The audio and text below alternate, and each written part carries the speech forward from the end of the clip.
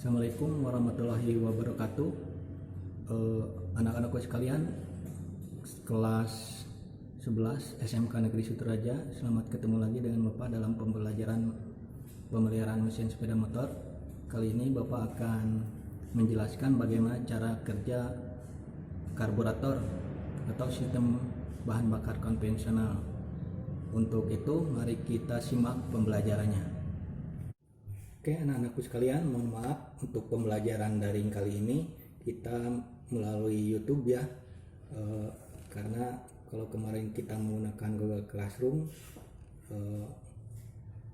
saya rasa lebih baik kita menggunakan YouTube karena di YouTube kita akan lebih jelas penjelasannya daripada menggunakan Google Classroom, karena kita adalah mata pelajaran produktif ya, yaitu C3 yang membutuhkan ilustrasi dan gambaran-gambaran nyata tentang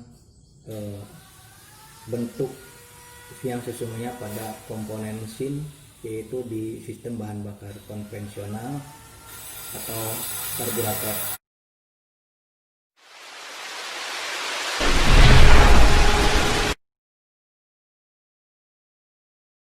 Anakku sekalian, sistem bahan bakar bensin ya.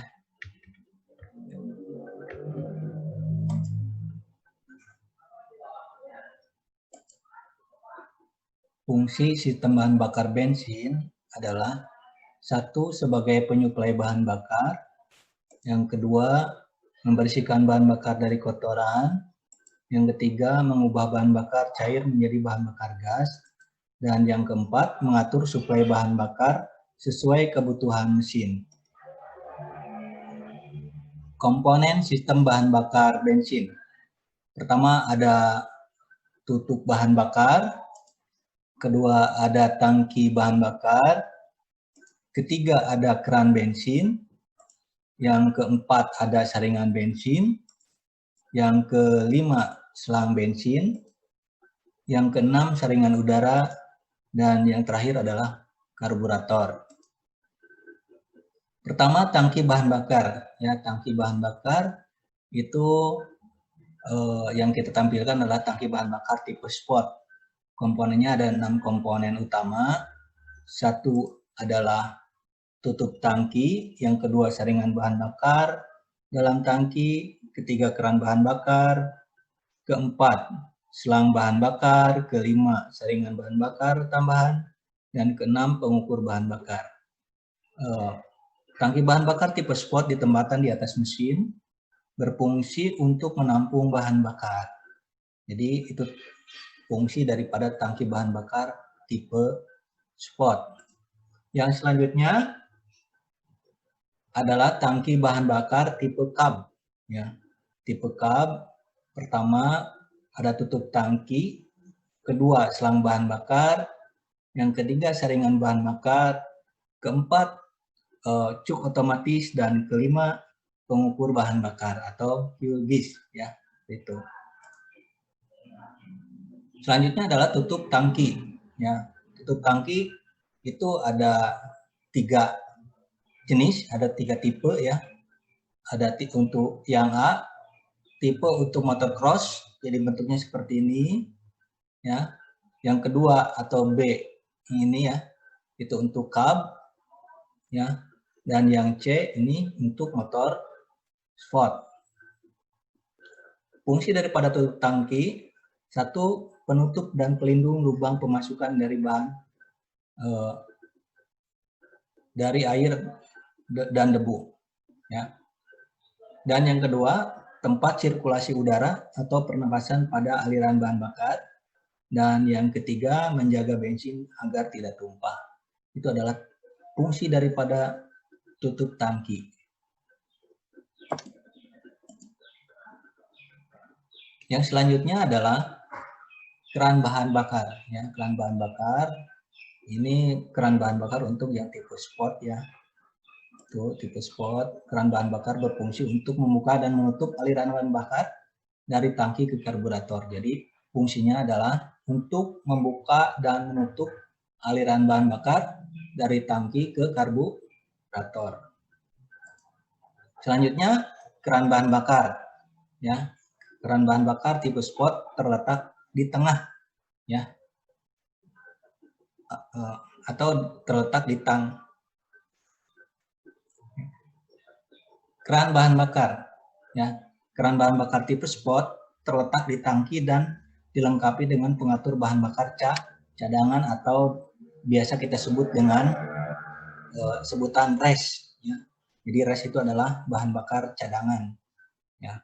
Jadi cara kerjanya adalah, ya, ketika on, ya, bahan bakar itu mengalir dari saringan atau dari titik A, ya, menuju, ya, titik C. Sini dari titik C ke titik E dan terakhir ke F, ya, ke luar tangki bahan bakar, ya. Terus kalau res, ya, kalau res otomatis kalau res itu kita buka apabila volume bensin sudah di bawah level titik A, sehingga tidak mungkin lagi masuk dari A, sehingga kita resnya kita buka sehingga bahan bakar itu keluar dari B, sini dari B menuju ke D, lanjut ke E, dan terakhir ke F, itu karburator.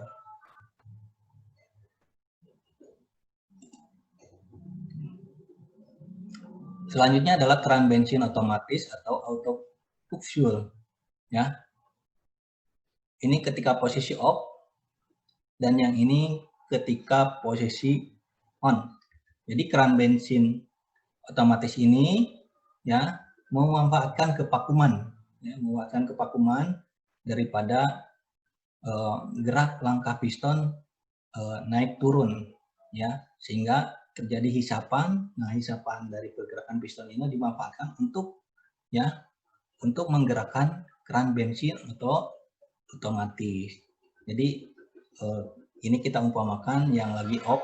Kalau lagi off, dia itu lagi tertutup, jadi bahan bakar tidak bisa mengalir karena motor dalam posisi berhenti, ya. Sehingga apa? Sehingga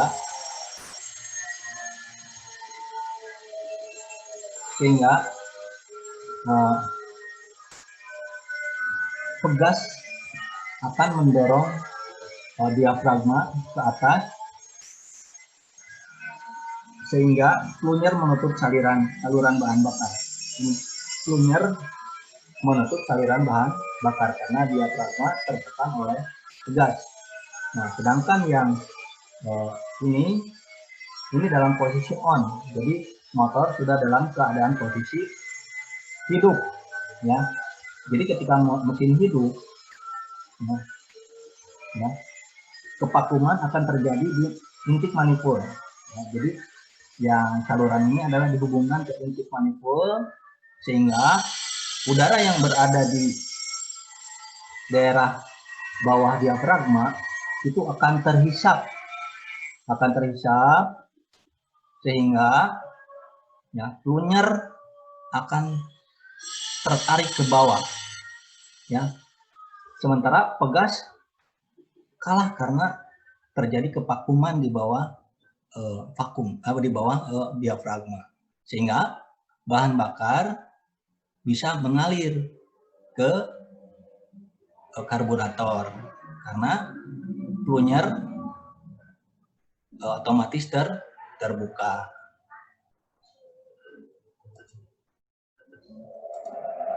Nah, ini, ya. Jadi ketika mesin off, membran ditekan oleh pegas untuk menutup saluran. Jadi membran itu menekan oleh pegas, ditekan oleh pegas ini, ya. Karena di sini tidak terjadi kevakuman di bawah membran, ya. Tapi ketika mesin hidup, sini, ya, mesin hidup, kevakuman dari inlet manifold ini, ya, ini yang menuju inlet manifold akan menarik membran dan membuka saluran bahan bakar, gitu kan, ya, sehingga bahan bakar bisa keluar masuk ke karburator, gitu, ya. Jadi udara yang ada di sini itu terhisap sehingga pegas kalah, ya, tertarik ke bawah, sehingga membran pun tarik ke bawah sehingga plunyer akan membuka dan bahan bakar yang dari tangki akan keluar ke karburator.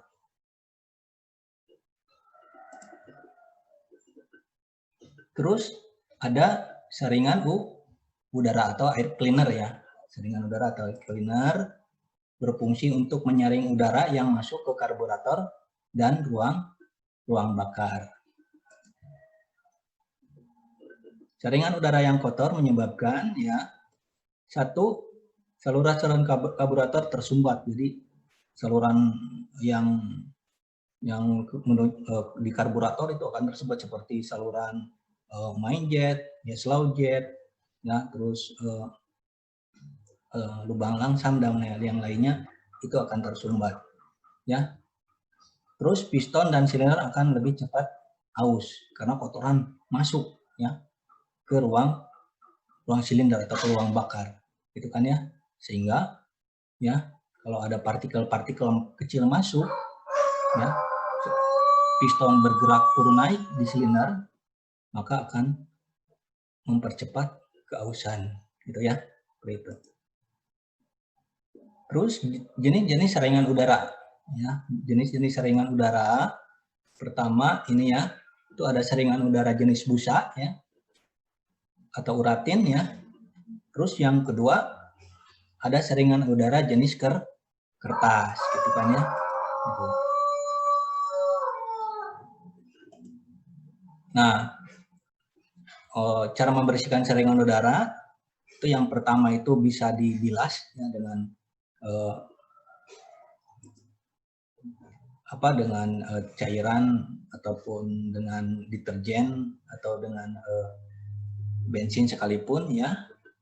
Tapi kalau yang untuk yang tipe kertas ya itu hanya disemprot oleh udara bertekanan ya. Itu pun kalau yang udah pakai udara bertekanan dari kompresor itu diperbolehkan digunakan untuk yang tipe melingkar atau tipe lingkaran seperti ini ya, disemprot dari arah dalam ke arah luar supaya kotoran semuanya keluar ya, bukan dari samping kiri atau samping kanan ya, gitu. Terus selanjutnya adalah karburator ya. Karburator berfungsi merubah bahan bakar cair menjadi gas atau kabut atau menjadi ion, gitu ya, ionisasi. Yang kedua, mencampur bensin dan udara dengan perbandingan yang tepat sesuai dengan kebutuhan. Ya. Terus yang ketiga, menyuplai campuran bahan bakar plus udara ke dalam ruang bakar. Ya. Itu adalah 3 fungsi daripada karburator. Ya.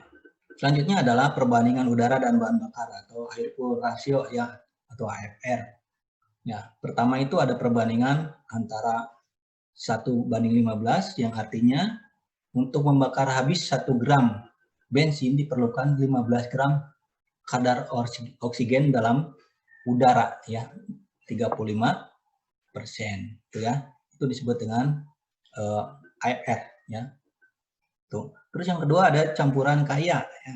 Campuran kaya itu perbandingannya itu antara 1:13 ya, yang menjadikan pemakaian bahan bakar menjadi boros ya. Jadi 1 gram bahan bakar berbanding dengan udara 13 udara ya.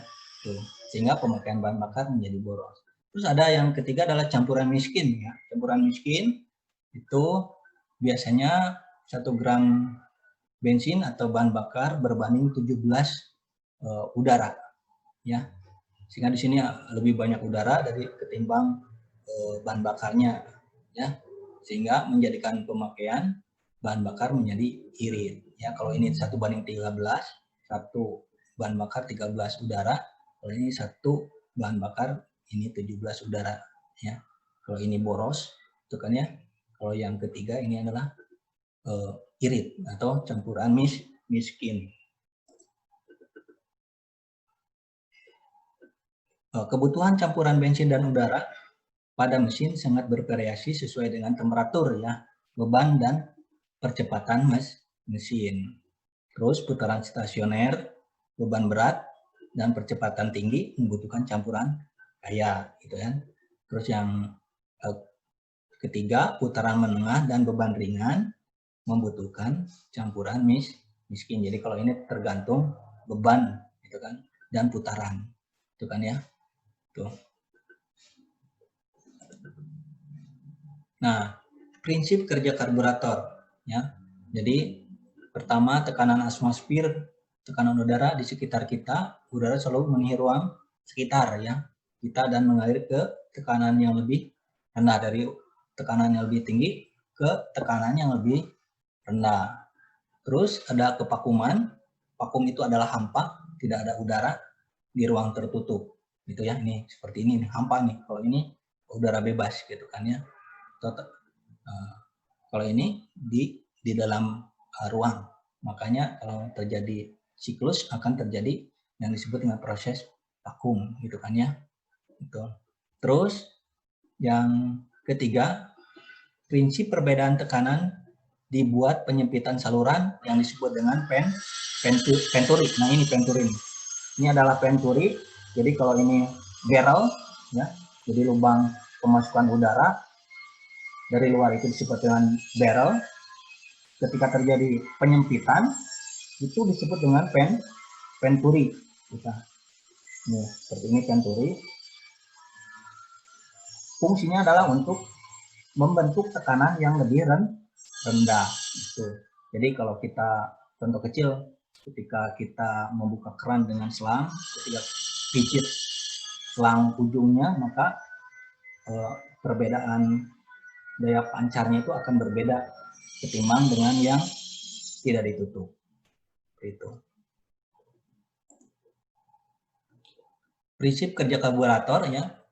Prinsip kerja karburator sama dengan penyemprot obat nyamuk. Ini adalah penyemprot obat nyamuk. Nah, kalau ini karburator. Jadi prinsip kerjanya sama dengan yang penyemprot obat nyamuk, gitu kan? Itu. Tuh. Terus selanjutnya perubahan tekanan, ya. Ini perubahan tekanan di dalam karburator. Itu tadi yang B ini disebut dengan venturi, ya. Jadi A disebut dengan barrel, A barrel gitu ya. Yang B yang menyipit ini disebut dengan venturi. Jadi fungsi venturi adalah untuk menambah tekanan udara di B akan berkurang sehingga bensin akan terhisap ke atas. Jadi fungsi venturi itu adalah kecepatan udara akan bertambah, tetapi tekanan udara di B akan berkurang. Jadi kecepatan udaranya itu akan tinggi, nah, tapi tekanannya akan rendah, gitu kan? Sehingga apa? Sehingga bahan bakar yang ada di luar, yang ada di bawah itu akan bisa naik, ya. Dengan perbedaan tekanan itu akan mengangkat bahan bakar yang dari bawah ke atas, gitu ya. Kalau kecepatan tinggi, ya, tapi tekanan jadi rendah, itu yang mengakibatkan ini tadi bahan bakar naik ke atas. Oke, selanjutnya satu prinsip kerja karburator, ya. Karburator itu ada dua model atau dua tipe, ya. Pertama ada yang tipe piston valve, ini yang piston valve, ya. Dan yang kedua ada tipe butterfly valve, ya, kupu-kupu ini ya, seperti ini, ya. Ini memanfaatkan kevakuman, kalau ini menggunakan sling atau kabel gas, itu kan seperti itu. Jadi katup gas bentuk piston naik turun membentuk venturi yang digerakkan langsung oleh kabel gas, ya, digunakan pada hampir semua sepeda motor Honda, ya. Ini biasanya ini di motor cab. Kalau ini sekarang itu di motor, banyak kan motor matic, gitu kan ya. Jadi baterai valve katup gas berbentuk kupu-kupu ini, ya. Besarannya venturi ditentukan oleh kevakuman mesin, gitu ya. Karburator jenis ini disebut dengan karburator jenis constant velocity yang digunakan pada tipe Sonic dan Phantom ini dulu. Sekarang kan sudah ada Matic Ya, Matic sudah menggunakan yang tipe seperti ini. Ya.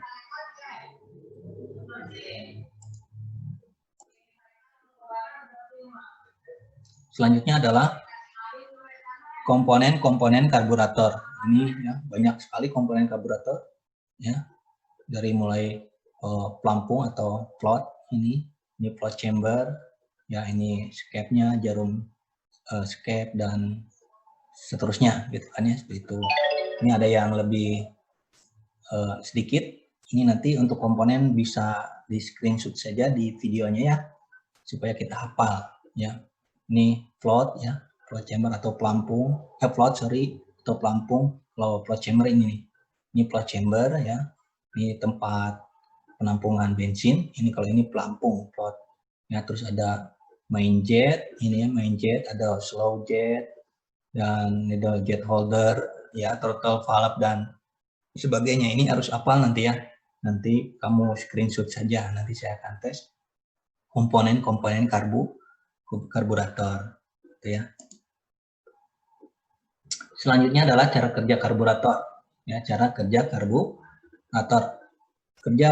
Cara kerja karburator itu ada 5 ya. Kalau di sepeda motor itu ada 5. Beda lagi kalau di mobil ya, mobil karburator itu ada 12 mekanisme ya cara kerja karburator. Tapi kalau di sepeda motor itu hanya 5 saja gitu ya. Yang pertama ada sistem pelampung ya, sistem pelampung ya. Yang kedua ada sistem choke, yang ketiga putaran stasioner, terus yang keempat adalah kecepatan menengah, dan yang kelima adalah kecepatan tinggi gitu ya. Baik ya, yang ini ada A, sistem pelampung. Jadi ini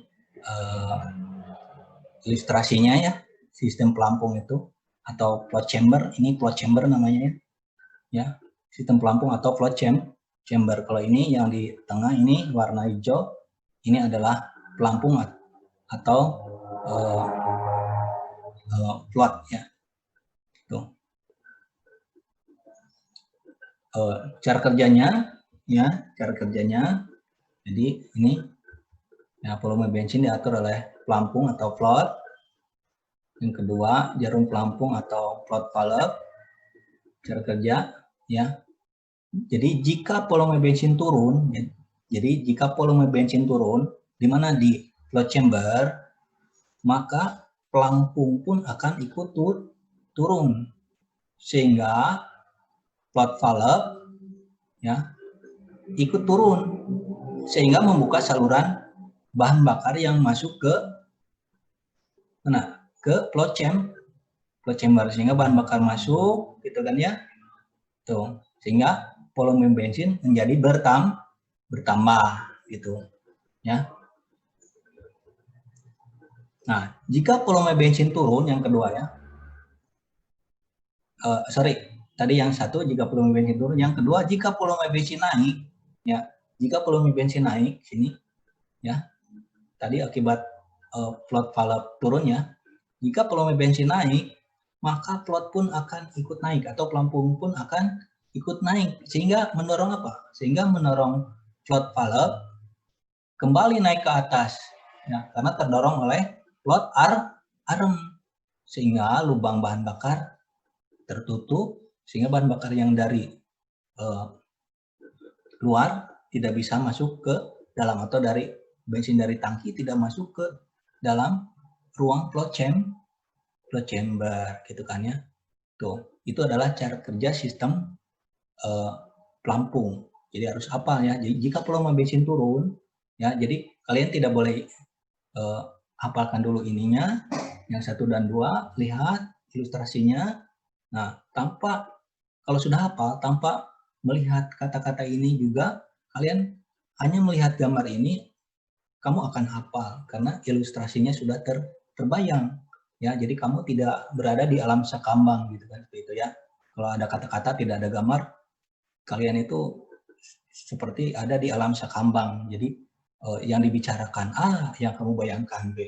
Tapi kalau seperti ini ya, kamu bisa lihat ilustrasi, untuk sistem pelampung atau float chamber. Jadi ketika volume bensin turun tanpa melihat ini ya, jika volume bensin turun ya di float chamber, maka float pun akan ikut turun, sehingga float valve turun gitu kan, turun sehingga bahan bakar yang dari tangki bahan bakar bisa masuk gitu kan.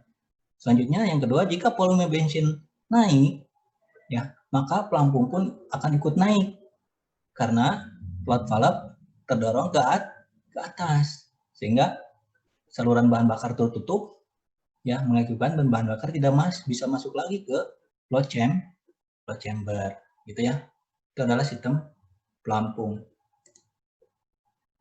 Selanjutnya adalah sistem cuk ya. Cuk itu ada dua jenis ya. Ada cuk otomatis dan cuk manual ya. Jadi kalau di rumah punya motor, terus di stang bagian kirinya itu ada yang digeser ke arah luar atau ke arah kiri, berarti cuk di karburatornya itu menggunakan cuk manual gitu ya. Tapi ada juga yang cuk otomatis ya. Kalau di sepeda motor kamu itu tidak ada yang digeser ke arah kiri, ada handle yang digeser ke arah kiri, berarti cuknya adalah cuk otomatis. Itu sudah menggunakan cuknya otomatis atau disebut dengan auto by starter gitu kan ya. Jadi fungsi cuk untuk memperkaya campuran bensin dan udara pada saat mesin dalam keadaan dingin. Contohnya ini ketika motor kita simpan di rumah karena malam, terus pagi-paginya kan kondisi sepeda motor dingin, itu tidak bisa dihidupkan langsung tanpa menggeser cuk ya, itu. Jadi yang kedua, cara kerja ya. Jika katup cuk ditutup, ini cuknya ditutup ya, aliran udara yang masuk akan berkurang. Jadi udara yang masuk ke dalam barrel itu akan berkurang ya, karena cuknya ditarik, sehingga butterfly cuknya itu akan menutup, sehingga bahan bakar sehingga udara yang masuk tidak akan banyak gitu kan gitu. Nah, sehingga apa? Sehingga ya bahan bakar yang keluar akan lebih banyak ya, bahan bakar yang keluar akan lebih banyak, sehingga apa? Mesin akan cepat hidup ya, karena percampuran bahan bakarnya itu disebut dengan campuran bahan bakar kaya, perbandingan kaya, sehingga bahan bakarnya akan mudah, mesinnya akan mudah hidup gitu kan gitu. Ketika mesin sudah hidup ya cuknya harus kita lepas kembali gitu ya. Jadi yang kedua, mesin akan menyedot bensin lebih banyak ketika dicuk gitu ya, dan membentuk campuran kaya, sehingga mesin akan cepat hidup. Oke, selanjutnya C, putaran stasioner atau idle speed ya. Jadi bagian-bagiannya bekerja, pertama ada slow air blade ya, mensuplai udara ke slow jet. Ini slow air blade sini nih ya. Tuh, ini ke slow jet, ini slow jet ya. Mensuplai udara ke slow jet. Yang kedua ada air screw ya. Kedua ada air screw. Ini air screw ya. Ini air screw yang mengatur komposisi campuran udara dan bensin atau bahan bakar. Ini air screw-nya tuh ya. Terus yang ketiga slow jet. Ini slow jet mensuplai bensin untuk putaran stasioner. Yang keempat throttle stop screw mengatur putaran stasioner mesin dengan mengatur posisi escape. Ini jadi posisi escape ini diatur-atur oleh throttle stop screw, cuman di ilustrasi ini tidak terlihat ya. Ini ya. Nah, ini adalah putaran stasioner yaitu 1400 rpm plus minus 100. Jadi di bawah 1400 jadi 1300, di atas 1400 maksimalnya berarti 1500 rpm ya. Jadi boleh di 1300, boleh maksimalnya di 1500 atau boleh di 1400 pas di tengah-tengah. Kenapa putaran stasioner harus diatur? Tidak boleh langsamnya itu tidak boleh, stasionernya itu tidak boleh rendah gitu kan ya, karena ini berhubungan dengan sistem pengisian ke baterai. Jadi kalau RPM-nya terlalu rendah, ya pengisian baterai muatan baterai ke baterai akan menjadi lambat. Nah, atau apabila lebih tinggi pun pengisian akan terlalu cepat. Jadi pasnya itu antara 1300 sampai 1500. Jadi 1400 plus minus 100 RPM. Nah, sekarang cara kerjanya seperti apa? Ya, cara kerjanya jadi ketika engine hidup, ya, maka udara dari slow air blade akan masuk, ya, ke lubang slow air blade di sini, ya, menuju lubang slow jet melalui air screw. Ini air screw, ya. Jadi banyaknya udara yang masuk ke bagian lubang slow jet tergantung air screw, sehingga besar kecilnya stasioner, maaf ya, besar kecilnya stasioner tergantung air screw ini ya. Ini jadi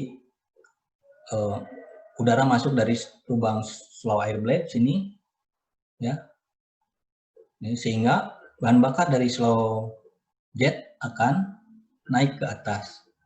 Itu ke sini bercampur di belakang skep, ya, menjadi partikel-partikel kecil berbentuk kabut, bahkan menjadi ionisasi, gitu kan, sehingga siap untuk masuk ke ruang bakar. Itu adalah cara kerja putaran stasioner atau idle speed. Diulang ya. Jadi udara atau ketika mesin hidup, ya, udara masuk melalui slow air blade sini ya, masuk slow air blade, ya, sini karena tadi ada perbedaan tekanan, ya, maka bahan bakar yang dari slow jet akan bisa naik ke atas, sehingga udara dan bahan bakar bercampur di sini menjadi partikel-partikel kecil berbentuk kabut atau disebut dengan ionisasi, gitu ya. Itu adalah cara kerja daripada sistem stasioner, gitu ya. Jadi itu cara kerjanya seperti itu. Ya, posisi komponen ketika putaran stasioner, ya. Pertama, skep atau piston valve tertutup. Nih, piston valve posisinya tertutup karena udara hanya masuk melalui slow air blade, gitu kan. Tuh. Terus yang kedua, udara mengalir melalui slow air blade menuju saluran spuyur kecil, ya, yang disebut dengan slow jet. Ini slow jet, ya. Tuh. Terus yang ketiga, udara bercampur dengan bensin dari udara yang bercampur dengan bensin dari spuyur kecil atau slow jet menuju ruang bakar di sini nih, ya, di belakang piston valve atau skep, gitu ya. Itu adalah putaran stasioner atau idle speed, ya. Oke, selanjutnya adalah yang D putaran menengah, ya. Bagian-bagiannya bekerja adalah venturi, sini venturi, ya, venturi sini ya, tuh. Terus slow air blade, ya, slow air blade, ya. Terus main air blade, ini main air blade, ini. Terus keempat piston valve, ya, piston valve. Terus needle valve, ya. Terus slow jet, ini slow jet, dan terakhir adalah main jet. Jadi di putaran menengah ini slow air blade dan main air blade bekerja, ya. Kalau tadi putaran stasioner hanya slow air blade saja, tapi sekarang ditambah dengan main air blade juga berfungsi karena ada pergerakan daripada skep, ya.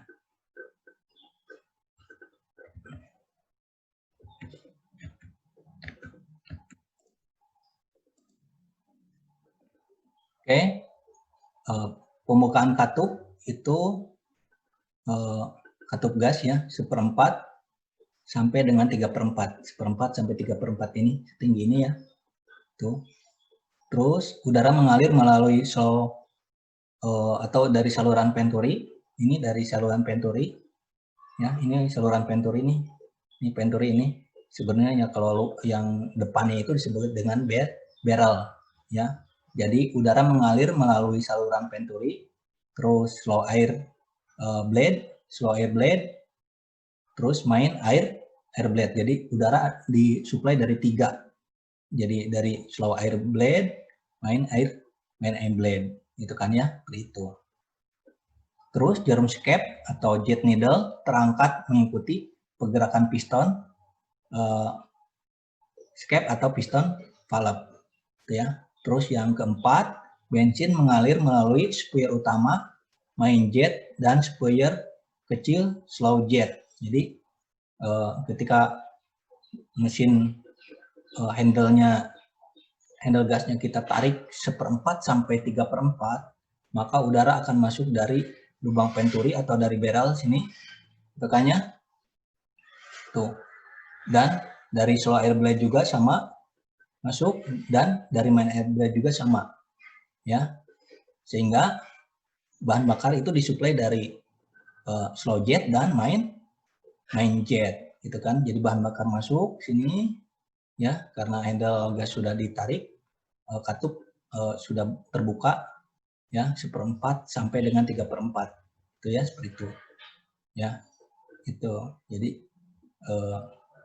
maka putaran mesin pun pasti akan naik seperti itu ya. Itu adalah putaran menengah ya. Selanjutnya adalah putaran tinggi atau high speed ya. Jadi pembukaan katup gas 3/4 penuh ini ya, 3/4 penuh. Jadi sudah full ya, sudah full terbuka skepnya. Udara mengalir melalui saluran Venturi, ini saluran Venturi atau barrel ya. Terus yang ketiga, jarum skep atau jet needle terangkat mengikuti pergerakan piston valve ya. Ini piston valve-nya. Ya, ini jet needle-nya nih. Ini tergantung piston valve-nya gitu. Terus yang keempat, bensin mengalir melalui sphere utama ya, main jet sini ya. Bensin mengalir melalui sphere utama main jet ini sini ya, seperti ini. Terus bagian yang bekerja Venturi ya, ini Venturi, sphere utama main jet ya. Jadi ketika putaran tinggi ya, udara disuplai dari Venturi atau barrel ya.